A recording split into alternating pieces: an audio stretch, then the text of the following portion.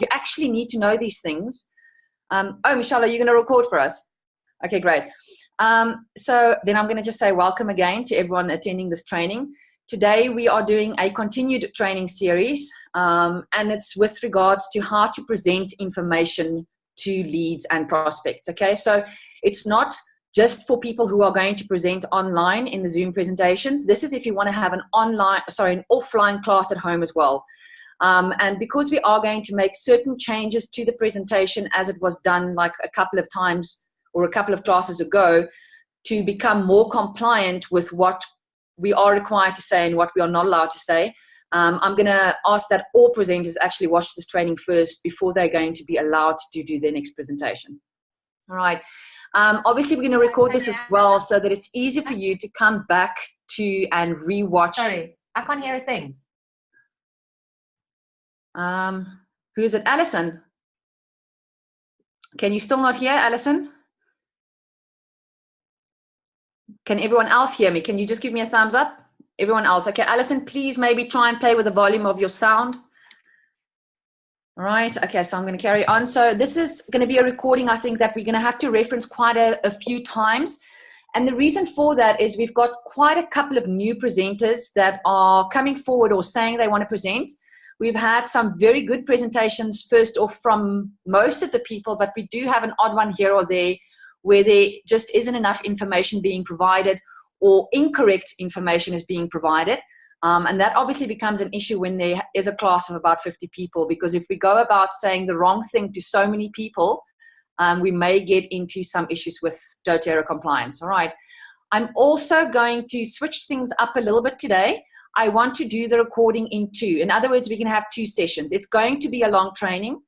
So if you are not able to stay on for the whole thing, that's fine. You can come back and watch the recording. If you can, please do, because obviously it's good if you see the whole thing going on.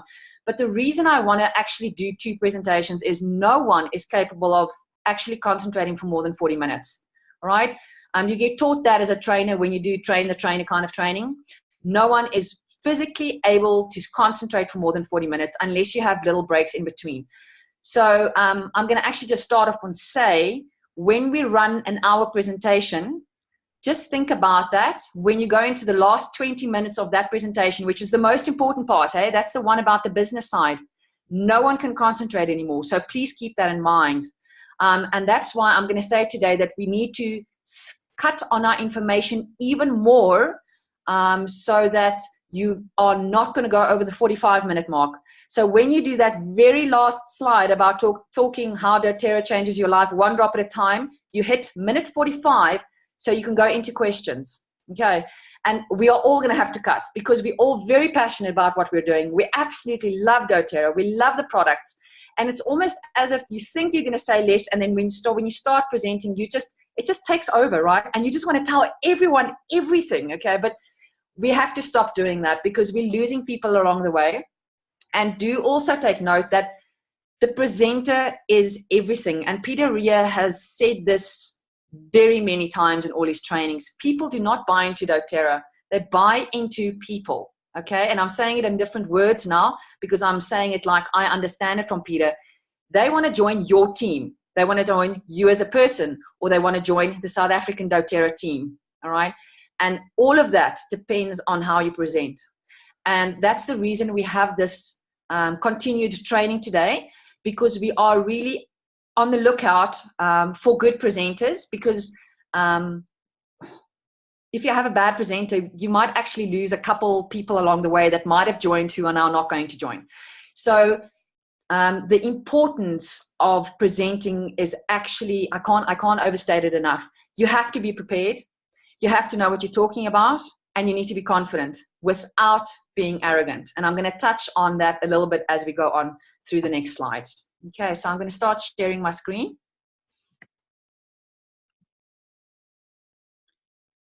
Okay, so basically what Michelle and I have discussed is we're actually going to move on from a PowerPoint presentation to rather PDFing the presentation. We will send both versions out so that if you want to tweak it for what your niche is, you can do that on PowerPoint. But because of the shifting of fonts and spacing when we send it between different operating systems, it becomes quite hectic. Because then someone like Kim, who's very pedantic about detail, freaks out because everything is moved. And I'm pretty much the same. I'm not going to say to as much an extent as Kim, but I know there's a lot of us that are very OCD. So when we PDF it, it's going to ensure that everything stays in the right place like we want it, okay? Also, there's still the only reason why we can't send it out as a PDF yet is there is one of the slides where the resolution of the image is not good enough yet. So Michelle and I will work on that first, and then we will send it on. We also, before we go through this training today, we are actually going to stop all live presentations going forward until we have approved presenters. So that means even the experienced ones will have to go through sort of an approval process first, okay? And the reason we're doing that is we are now more than 200 in the team. We need to have a set standard going forward. It needs to be of a very high standard because we are competing with other South African teams in the country, and we're all aiming for founders. So we really have to make sure that what we're saying is compliant, number one. Number two, that we understand what we're saying. And I'm going to touch on that while we go through this, because every single person in this team have their own set of skills, and it is your job to go and find out what your own skills are and what the niches that you are going to target. Okay, we don't have to all present the same. That's not what this is about. But at least the information that you provide in the presentation has to be correct. It's not going to fly when you're using the wrong or the incorrect words, compliance or bacteria or viral way, because there are going to be people in the audience that possibly do have the background knowledge and that are going to slate you and maybe report you. So we need to make sure going forward that what we're saying is as correct as possible. Okay. All right. So today we are doing the how-to on the intro presentation. Okay. And I've sort of attached this to the other presentation, but I will send out versions of this afterwards as well so that you can have a look at it again. All right. And again, like you see in our intro presentation, I've just given you a little bit of an outline there on the right-hand side. And I'm going to start off immediately by saying, what is the purpose of our intro presentation? I'm not sure if anyone actually thinks about that. And you should be thinking about it, because if you're not thinking about that, you're not going to carry over the correct, what is the word? You're not going to carry over what it is that you want to say to people, right? So the purpose of this presentation is so that there is a platform for you to invite people to, where you can introduce like-minded people to preventative health instead of sick care. Okay. And you can do this at home. You can be having an offline class at home, but your purpose is still the same. You're trying to introduce people to natural health solutions, preventative health care, and you want to get people excited about changing their health one drop at a time. Right. So again, this presentation is for everyone in the team because we're sharing knowledge. We're not selling products on this presentation. We're sharing what doTERRA is about. We are sharing the humanitarian efforts that are going on. We are sharing the knowledge of the oils, and we're also sharing how you can become part of the doTERRA family, right? And you'll see these words at the bottom of my slides a couple of times. Proper planning prevents poor performance. And I know that's the 5 Ps. And I know a lot of people have got very, there's like kind of a couple different acronyms for that, but mine is proper planning prevents poor performance. And I'm going to give you that as a background because obviously through my studies, I have had trainer-the-trainer training. That's like training 3 times in one sentence because of what I've done in my past. And when you are doing your PhD, obviously you've got a huge thesis defense right at the end of the couple of years or however long it took you to get there. So you do a lot of presentations. You do a lot of academic year days. And the reason I'm telling you this is that's why Michelle probably asked me to train you on how to do presentations. I have the background to sort of guide you and give you tips on how to find your own skills, and so that you can see where you need to work on and where you can flaunt yourself and where you shouldn't actually flaunt yourself, in other words. But it's like a self-search thing. So I'll just be providing some tips because of the education that I've had through the years. All right. One thing also that you need to keep in mind is your personal attributes. Okay. So I was laughing. Michelle literally told me like 10 minutes ago, the first time Daniel saw me online or saw my messages, he told Michelle, I'm scared of that one. Okay. And that's very relevant because yes, when you're overconfident or when you're stressed or when you start feeling a little bit anxious when you're presenting, sometimes you go back to what you're, oh, just give me 1 second. I just want to silence my phone. So you sort of go back, you fall back into routine. And I am, sometimes I come across as being very, what's the right word? Aggressive to some people. And the reason for that is because of my passion. So through the years, I've sort of trained myself to calm down a little bit more, to speak a little bit slower. But please take note, when you get stressed or when you stumble or when you get flustered for some small little second or for small little reason before you do a presentation, you're going to go back to your normal thing. So then you've got to very consciously think and remind yourself, okay, don't speak too quickly because I know I do that. Do not become too aggressive or too passionate because although I think I'm just being passionate, I know the people around me sometimes perceive me as being aggressive. All right. And we do have a couple of people in this team that are very over passionate, right? So this is definitely something that you're going to have to, I mean, we're not going to pinpoint fingers or anything. I know for a fact I get like that, but you need to do some internal searching within you and decide how other people perceive you, because this is not about outshining other presenters in the team. It's not about always wanting to be the best. You need to average yourself out so that you can appeal to the average person in the public, because that is what this is about. We need to carry across the information we have. Yes, we have to be passionate about it because otherwise they can think, what is this girl on about? But you have to transfer that information without upsetting people. And upsetting is maybe a harsh word, but in reality, that is what it is. If you, for some reason, have a predisposition to have a mouth that is downward facing and you're doing your whole presentation like angry cat, do you think people are going to find what you say interesting? Do you think they're going to want to follow you? Do you think they gonna, I don't know, want to be part of the team? My answer to you is very harshly, no, they won't. If you're someone that frowns all the time, they're going to think you're angry. If you come across as being too hard-hitting or too confident to the level of being arrogant, they're going to switch off the presentation and they're no longer going to listen to you. All right. So right in the beginning when I joined doTERRA, Peter had a training, I forget what it was called, but he very, and very direct words said to you, before you phone a lead, you pick up the phone and it doesn't matter how bad your day was. It doesn't matter who you had a fight with before or whether you just woke up with PMS or whether you're feeling a little bit down. Before you say hello, put a smile on your face. And it instantly changes your tone of voice. It changes your face. You sound happy. You sound like what you want to say to these people is really changing your life around. You cannot ask other people to join your team to change their health around if you look grumpy or if you're having a bad day and you're feeling ill, because then they're going to think these oils don't work. She seems to be ill all the time, right?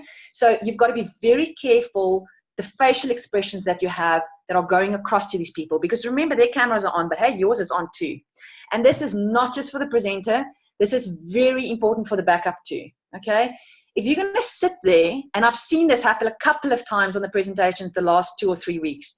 If you're the backup or you're one in the team and you're sitting there and you're doing other stuff or you're chatting to someone else in the chat box, if you're laughing about it, it's fine because it looks like you're happy, right? You might be agreeing with what the presenter is saying.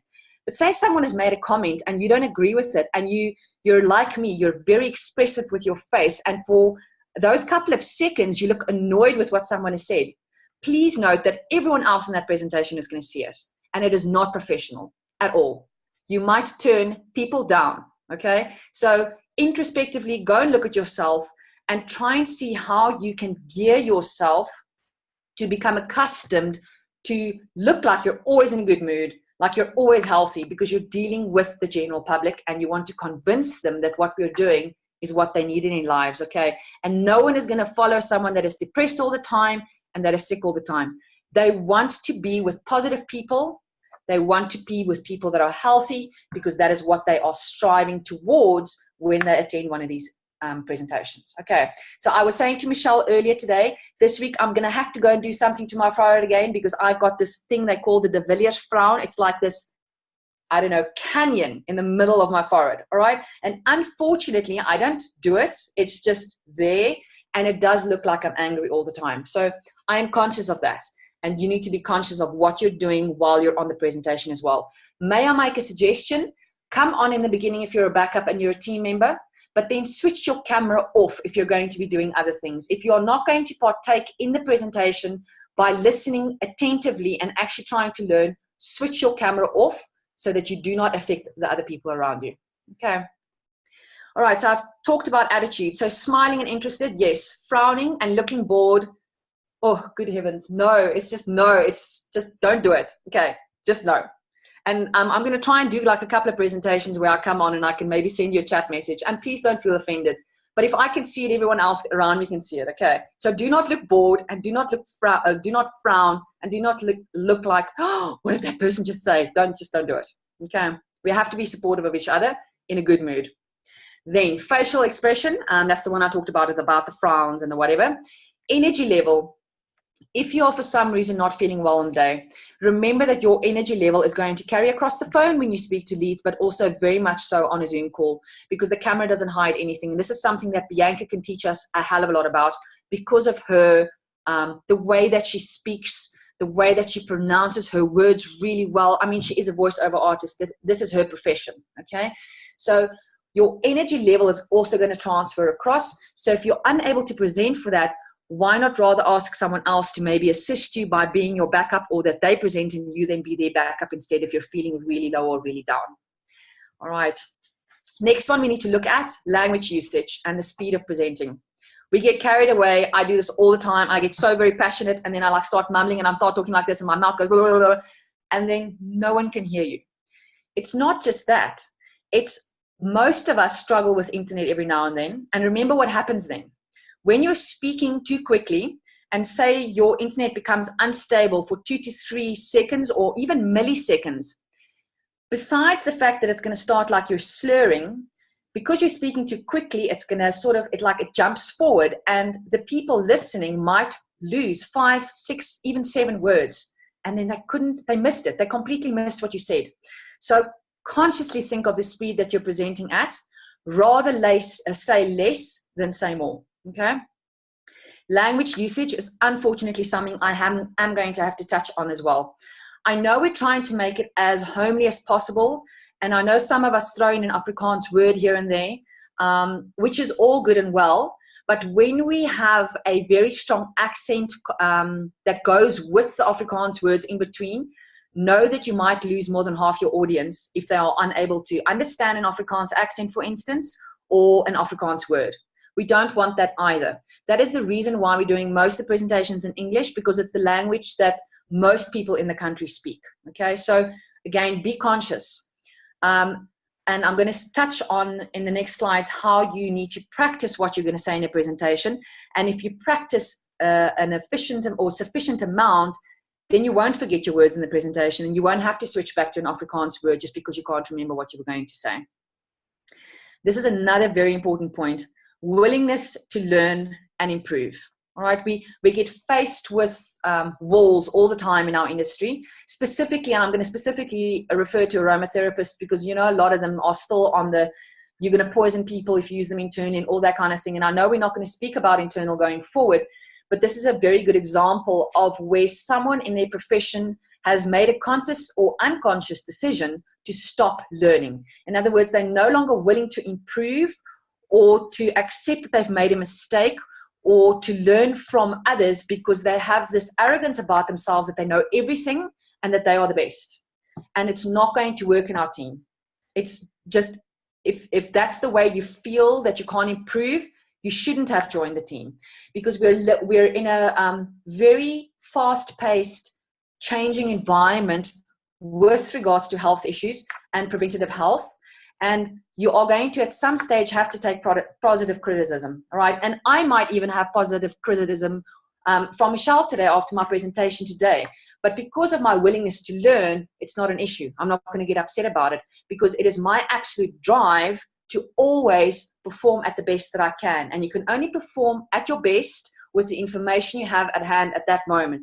So it's very important that when someone actually gives you information or they make a suggestion on how you can improve, to take it and to not feel like, oh, I'm useless or whatever, because we're all here to help each other and to share the knowledge and to make you a better presenter so that you can present the information with confidence, without arrogance, to like-minded people around you. Again, at the bottom, proper planning prevents poor performance. So what am I saying? How do you actually plan to start presenting? So the first thing that you need to do in order to get approved as a presenter is you've got to attend a minimum of 3 intro presentations, and you've got to actually print out the PowerPoint slides and take notes. And the reason why I'm saying that, or whether you might be someone who's going to do it on an iPad, I know there's a lot of us that are technologically challenged. Some others may not be, all right? So if you're someone that is already able to convert your knowledge on an iPad with a stylus to take notes, please go ahead and do that. But I actually listened to a very good presentation the other day where they say that if you listen to something for the first time, you only recall 20% of it a week later. If you listen to something and you take notes about it, you recall 40% of what you heard a week later. If you listen to something, you write it down and you teach it to someone else, you recall 80% of what you listened to. So that writing part and the teaching others, you can see, is very important. And it also gives you an indication of why people listen to that intro presentation and can't remember half of what they heard or more than half of what they heard, and why you need to remind them, perhaps with the ranking slide or the LRP slide, or send them the LRP or the compensation videos to have another look at, or even the slides on the options on how to join. Because people just cannot remember more than 20% a week later. It's just what it is, okay? So you've got to attend 3. We also say attend 3 because when you've heard something 3 times, your stats of remembering actually goes up very significantly. Your next step is to practice in your own time out loud, okay? And don't laugh. You are going to have to go and stand in front of a mirror or in front of your camera and take a video of yourself. You have to speak the words out loud after you've decided what you're going to say on each slide. And you've got to practice it at least 5 or 10 times before you even attempt to go to the next step, all right? I am only as experienced as a presenter because this is the exact method that I follow. I have never just got up and just talked, okay? For some things I do, but then it's not about scientific content or someone else's content. For my PhD thesis, it wasn't a problem because hell, I've been working on the work for 4 years. So if I didn't know it, I mean, who else would know it? I knew my work inside and out from working on it 16 to 20 hours a day. Then I can just get up and present. But this is new to most of you. So you have to figure out what you're going to say on each slide and then practice it in front of the mirror out loud 5 to 10 times. Why am I saying out loud? Because when you say things in your head, you pronounce them differently, you hear them differently, your tongue doesn't tie. Okay, so when you're saying it loud, you can also time yourself, which is really important, number 1. Number 2, you can actually hear while you're talking about the speed that you're talking and whether people are actually going to understand what you're saying to them, right? And by saying it out loud, there's sort of an additional sense that comes in that makes you start to feel comfortable with the way that you're saying things, so that when you do the presentation and you become flustered, because now all of a sudden there's all these little faces on the top of the screen that are looking at you, so that when you're freaked out and you do get flustered, you've already said the thing a million times. So it doesn't, it sort of becomes like a natural thing that you're saying, so that the words just flow without you stuttering. Okay. After you've practiced it a couple of times, you can practice with an experienced presenter. What does that mean? You either ask Michelle, myself, Maggie, Bianca, Delina, or Emery, can I have a one-on-one Zoom with you just so I can practice the presentation, right? And they, unfortunately, we are going to have to do this with the approval process going forward. As I said, we need to start becoming very professional in the way that we present things. After that, we then allow you to do a daytime presentation. And we're going to go back to what we did right in the beginning when our team started. And we're going to either let you do a half or a third of the presentation. And then in the next presentation you're going to do, you can do the other half, the business side, for instance, or the other 2/3. So the presentation actually runs, there's like sort of 3 sections, okay? There's the first section where we discuss the business. Then we discuss the 10 core oils, and then we discuss the business side of how you can join and how you earn money, okay? And that's usually the one where people trip up the most about information, because they get tired by that time, number one. So what we're going to do is we're going to try and get the new presenters, the newbies, to only present the first third, or if they're very, very confident after they practice with an experienced presenter and we see, okay, this girl really has potential, she's a natural, or this guy for that matter, then you can perhaps do the first third and the second third where you're talking about the core oils. Because if we then allow the backup, who's always got to be the more experienced presenter of the two, if you then allow the backup to do the last third in the business side, that person can then salvage if something has gone wrong in the first half or the first 2/3, if that makes sense. Okay. Then the next step would be to do a full presentation, daytime only. And I think we need to do at least 3 so that we can assess whether you're good with going it forward. And then after that, you can do a nighttime presentation. These rules are not set in stone. If you're someone who's got a background experience, I'm going to name an example. In my group, I have Shelly. She is a tutor for a living. She's a teacher for a living. She's used to speaking out loud. She's used to doing presentations out loud. So for her, having to do 3 daytime presentations is probably too many. She might get away with one of them. So we will base them on a case-by-case basis. Okay. All right, backup. I'm not going to go into all the details of a backup yet. The reason being, a backup has a lot more functions than the person that is actually presenting, okay? Because as a backup, you need to be taking over from the presenter if something goes wrong. So you need to know the whole presentation. You need to already be confident as a presenter before you can be a backup. Plus, you've got to mute everyone that comes in late. You've got to take roll call, and you've got to answer all the questions in the chat box. That's a lot of responsibility. And it's probably only going to be for someone who has been in the business for a while and has experience on how to answer the questions correctly. Okay. And I actually mentioned that presentation duration already. So, or the parts already, it's 3 parts. I know we all get carried away. I know we all want to talk for an hour and a half, but we are going to have to start practicing by doing the presentation in 45 minutes. Because after minute 40, you're already losing people. And we're hoping that in the last 5 minutes, when you talk about the options to join, they're so excited after what you've said that they remain alert on the options that are available for them to join. The thing is also the backup can send them those 2 slides of option 1 and 2. So we know they can have a look at it again if need be. Okay, so that means your first 9 slides talking about the business, you have 1.5 minutes maximum per slide, no more than that. Okay, your second part about the core oils, again, it's 11 slides, no more than 1.5 minutes, and then the last third is also 1.5 minutes per slide. Okay, proper planning prevents poor performance, and I'm saying that for the 3rd time now because I'm hoping by now you remember that.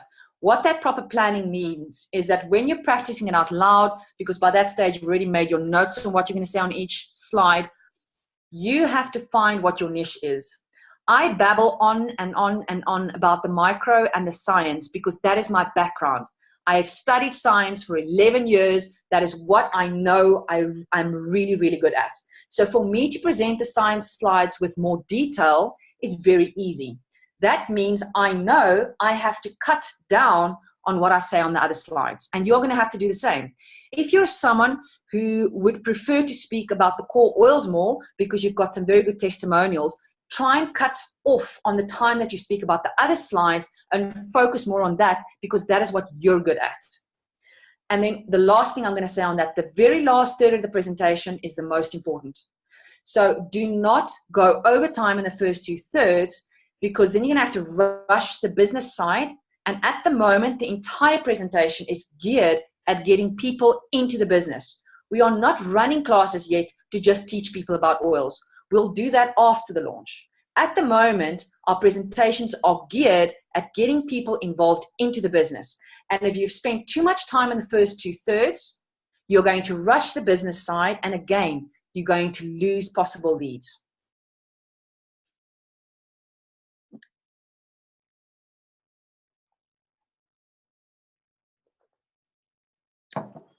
Okay. I'm just going to, on my phone now, do a time check. It's 12 o'clock. So I've now already been talking 30 minutes.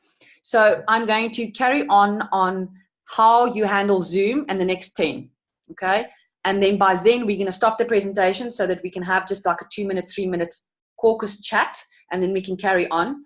And the reason, again, that you see now, I took a glass of water, sip. We're not saying anything. The person is not going to have a loo break. But just because you're pausing for 30 seconds to a minute, like that, you're allowing that person's brain to just switch off for 2 seconds or 10 seconds or 30 seconds to process, to regroup, to try and remember what it is that you're saying next. Okay, so we have to remind ourselves to do that. I have a very good example. I was at my in-laws' wedding the other day, and the lady that got married to him has a boy of, I think he's second year varsity now, and he was excessively nervous for his speech. And he wrote in his speech, and it became a very big joke in the end, and this is something you could actually think about to use. He wrote down there, take a sip of wine. So every now and then he would say a couple of sentences, and either because he got emotional and he wanted to cry because he was talking about his mom, or whether he was just getting too flustered because he's not a very good speaker, he looked at the paper and he said, oh, my speech is I've got to take a sip of wine. And he took a sip of wine, and it made everything humorous, but it also gave you that quick release so that you can think and listen to the next part. Okay. So hopefully your brains are refreshed. The Zoom how-to. This is a tricky one, because if you haven't been on many presentations and you haven't presented and you have not played with Zoom, you're not going to know what to do. Okay. And opening up your own Zoom account and playing around is one thing. When people are actually on there and you've got a handover functions, it's completely different. So again, this is something you're going to have to practice with someone else on the Zoom. Do not do this on the first day that you're going to present. Do this with that more experienced presenter. Have a Zoom session, even if it's just 10 minutes, okay, to familiarize yourself. So once you are approved as a presenter, you've done a couple of presentations, you can become a backup along the way, all right? So I just wanted to put that at the top there. The backup always more experienced than the presenter, okay? So say now for the first time you're going to present. You as the presenter log in as the host with Michelle's login, okay? You change your name because otherwise it's going to say host, all right? People want to know who they're speaking to. They want to see your face. They want to know your name. So you go over, hover over manage participants. Then you click on it and you'll see that it comes up in a box on the right. To your name, there will be a more, because now it's going to say host bracket me. That's you, right? Me. So you go to your name, you click on more. It's like, it either says more or there's like a arrow that points up. You click on that blue button and you rename yourself, okay? If you are someone in the team already, you do that anyway, because you've got to put an asterisk in front there so that the newbie who's backing up and making the roll call knows you're in the team and they don't go looking for you, all right? So the first thing is to go and change your name, all right? Very important function there. When you're a presenter, the first thing you do is go and make your backup a co-host immediately, because you're going to forget. Go and make a co-host. In the beginning, we used to hand over the host, and then we learned you can actually make someone co-host, and you need 2 people on there, because if one fails, at least the other one is there. So make your backup co-host first. And the reason I'm saying that is sometimes when we have a newbie person that is in the team already and they're attending their very first intro presentation, now we've got this nice green screen saying to them, go and change your name and put an asterisk in front of us. What if they don't understand that the first time? You as a co-host have the ability, if you know that person's in the team or they've said to you, look, I'm in the team, I don't know how to do this, go and change their name for them. As the co-host, you can go and rename them. Okay. Do not badmouth them on the presentation in front of 50 other people attending that they should know how to do it. That is not the way how you back up. Remember I said attitude, okay? Smiling. We are trying to convey to people, we are here to share knowledge and help them, yet you don't want to help your teammate to put an asterisk in front of her name. Okay, and I'm being very direct here because I am no nonsense Tanya, all right? And again, I can become aggressive, I can sound aggressive, but it's my passion, because yes, you should know how to do it, but maybe you just don't understand the way that we've explained it to you on the green slide. So back up, please go and assist those people and help them with a smile, because we're conveying that we're helping people with a smile. Okay. All right, then the presenter starts to run the startup video about sound. Okay, so those couple of slides that come up in the beginning that we show now, which really nicely helps people to how to connect their sound and thing. All right, and the way we do this now, we're going to do this right at the start, because we are going to start running recorded presentations, as I said, until we get approved presenters. Okay. And there's a function that you need to tick for the sound to work properly on your computer so that it goes directly into the Zoom call instead of it being played out of your computer speaker into the microphone.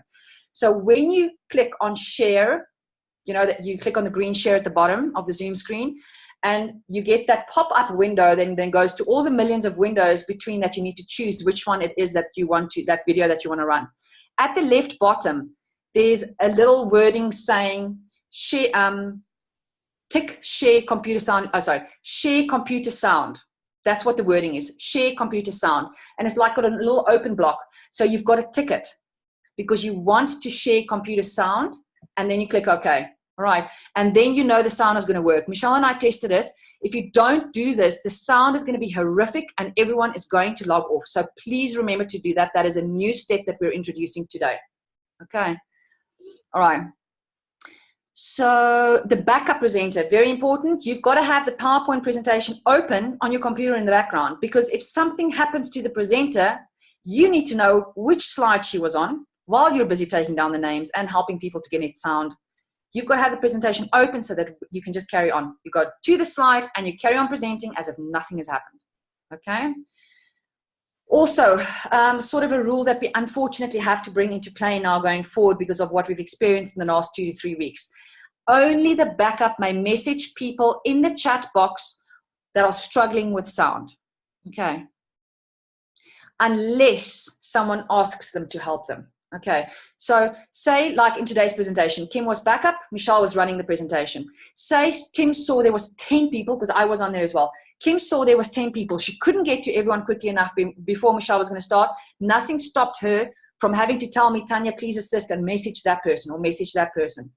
But it's only the backup that is allowed to do that unless she gives you permission. And the reason we're saying that is the other day we had a lady on the presentation. They were receiving messages from 4 or 5 different people on the presentation, and that can become very confusing and overwhelming. All right. So it is the backup's job.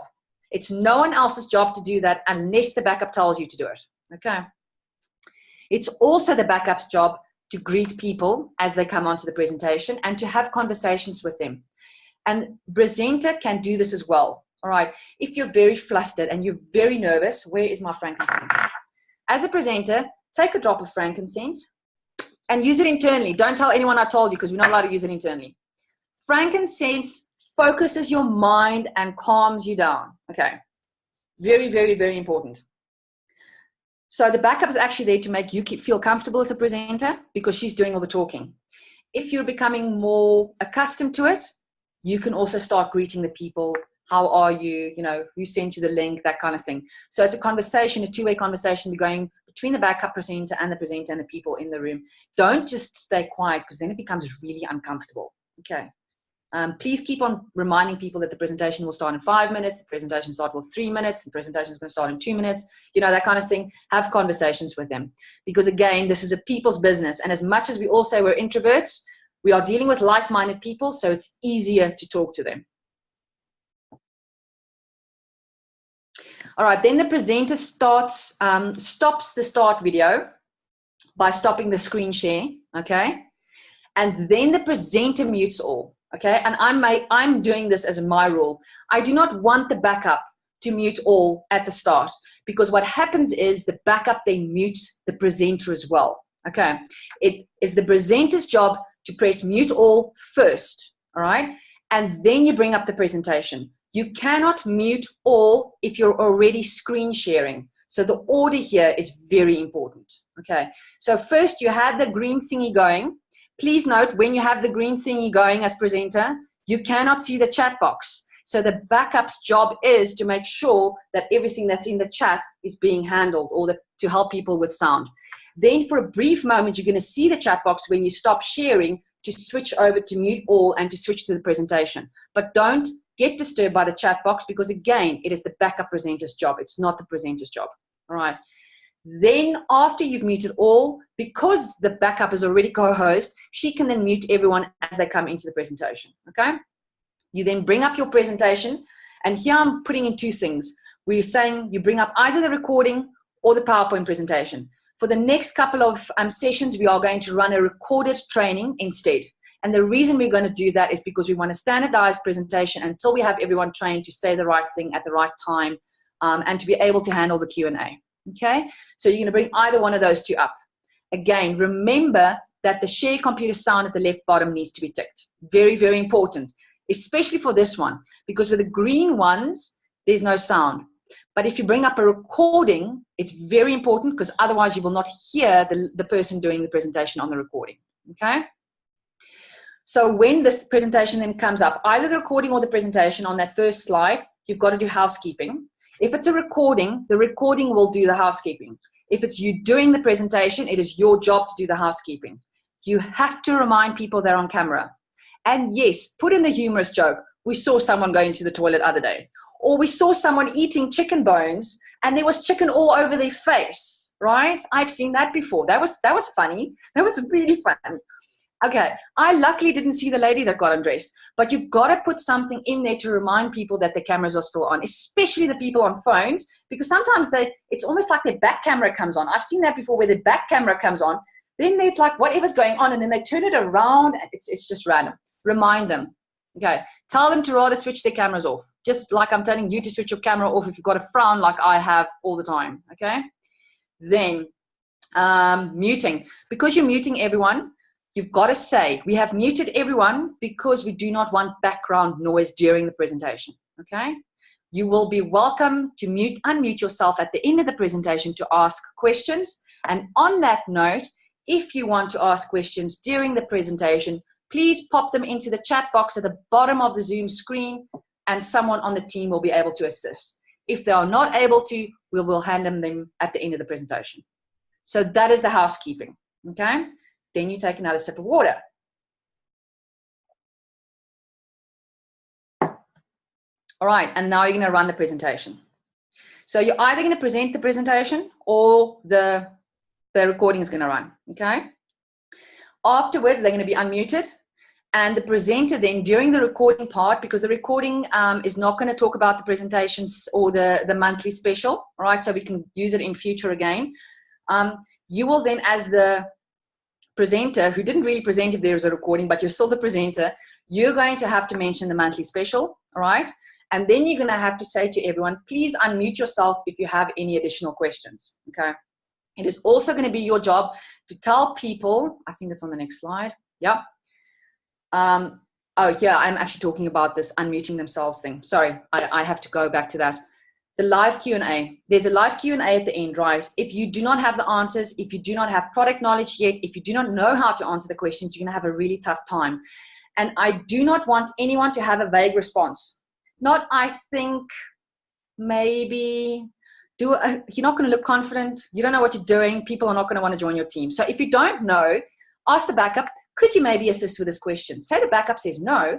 Then the backup could maybe say, we would appreciate if you can go back to the person that sent you the link, send them your question, and they will respond accordingly. Okay, because the backup or the person that sent the link, sorry, can then contact either myself, or anyone else in the team that's been there for a very long time who know what they're talking about for a question, for the answer, and then you can provide it to that person. Okay, I've put in there, if the class has got more than 15 people in it, do not unmute all of them because the background noise is terrible. And by that stage, a lot of people have sort of left, they're like walking around the house or whatever, and you hear children in the background or glasses clinking. So rather let them unmute themselves. We no longer actually have classes with less than 15 people in them. So that's probably going to be more normal, is for them to unmute themselves. All right, so then at the end, after the questions, if no one has any more questions, then you say, presenters ask at the end to tell them, please can you guys just go back to the person that sent you the link, send them any additional questions, let them know you were here, that kind of thing. And then the presenter ends the meeting for all. All right. I put in there a Q&A. We are going to work on a document because obviously it's very difficult to be able to answer these questions if you're not able to attend all the intro presentations. And just food for thought here.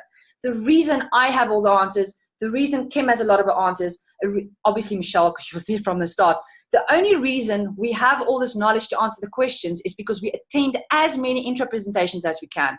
Not just to listen to the information, but we're actually there to support our lead. So we can see my lead hasn't come onto the presentation, and I try and be there at the beginning of every single one of them, because then I can send them a message, time to log in, because then they feel guilty. They start feeling guilty if they're not logged on. So you're there for that, and you can hear if they're asking questions at the end of the presentation that you can give them more information about, all right?